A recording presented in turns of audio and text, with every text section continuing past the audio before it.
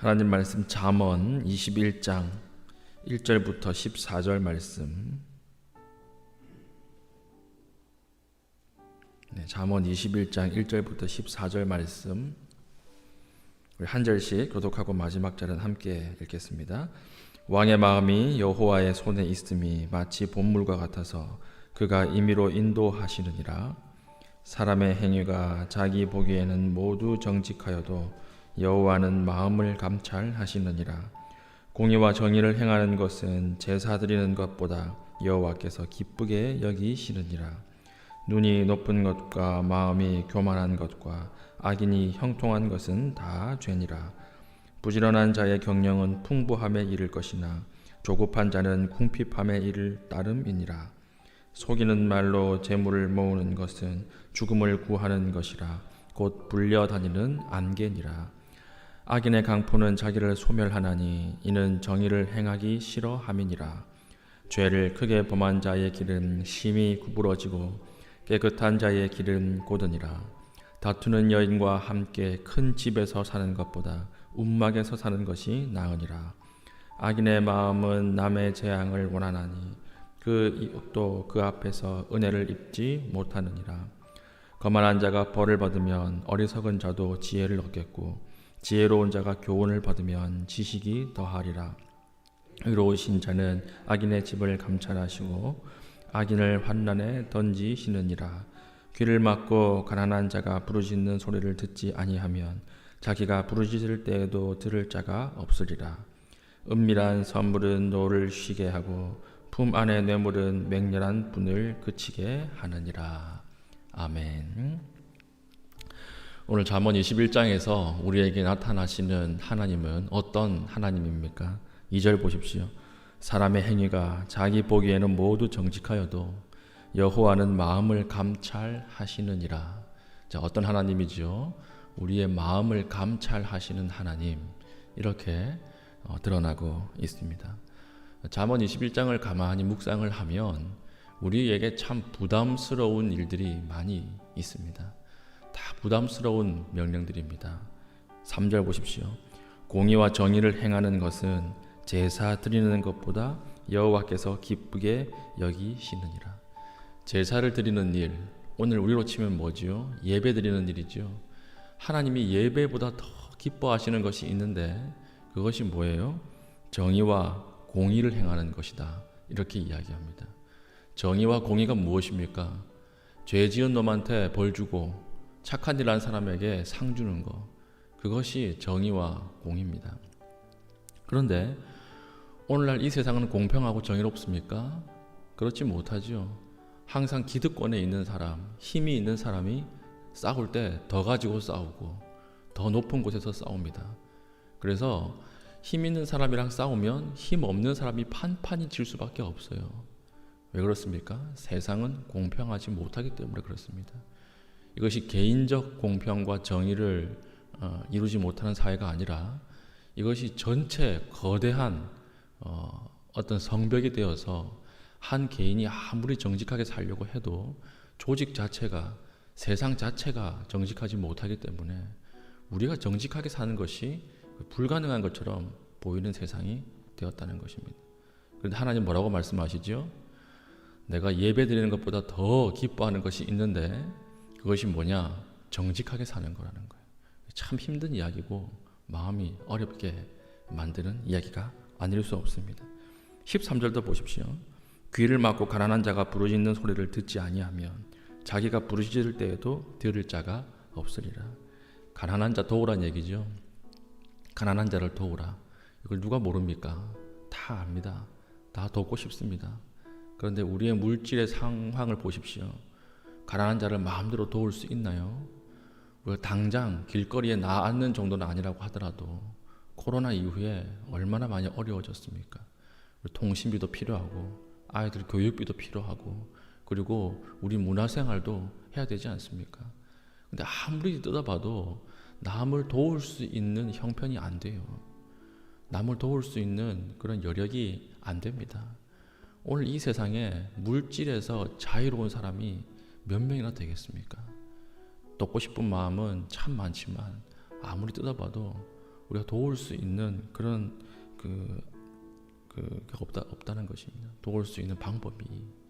여기에 대해서 참 이 마음이 어렵죠.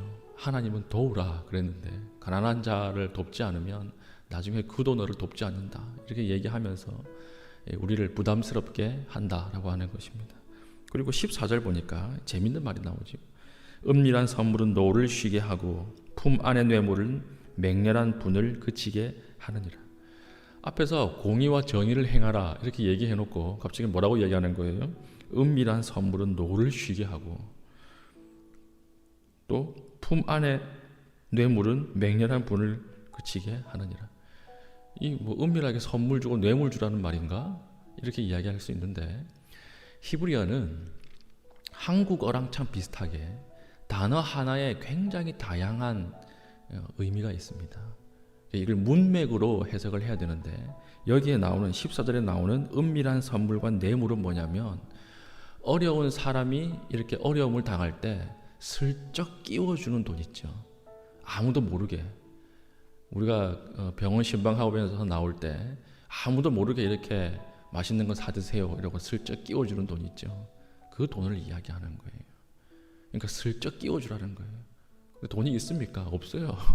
슬쩍 끼워주고 내가 그 사람 병원비도 다 대주고 싶은데 돈이 없다는 거예요. 돈이 있으면 도와주지요. 근데 없으니까 괴롭다는 것입니다. 그리고 6절 속이는 말로 재물을 모으는 것은 죽음을 구하는 것이라 곧 불려다니는 안개니라. 그러니까 속이는 말로 이득을 취하지 말라고 하는 거예요. 속이는 말.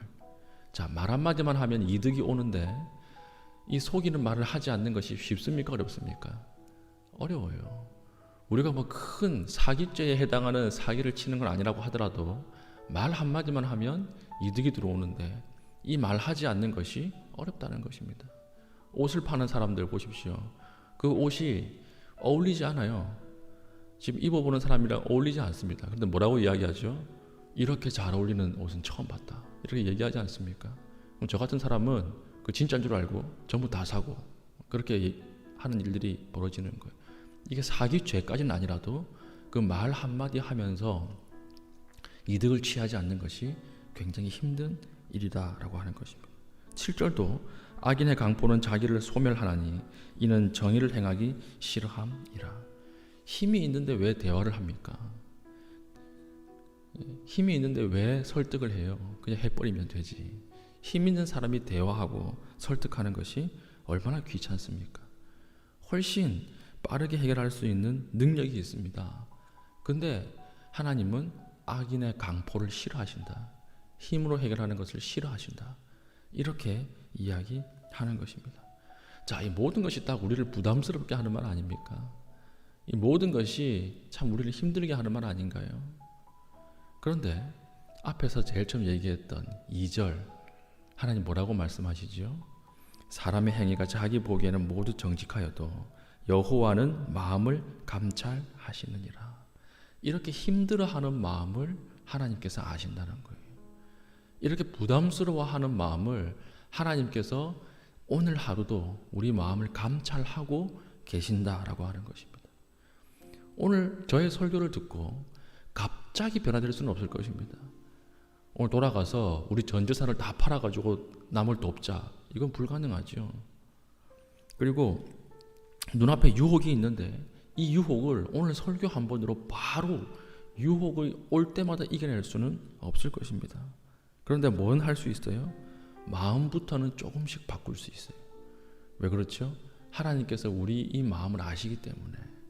우리가 부담스러워하는 마음, 우리가 하나님 말씀대로 살아야 하지만 살지 못하는 이 마음을 주님께서 아시는 거예요.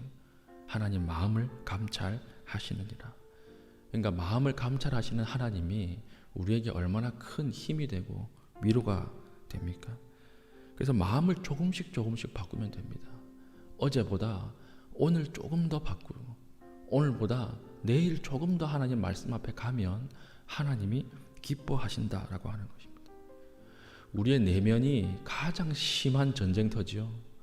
다 말씀대로 살고 싶죠. 다 말씀대로 행하고 싶지요.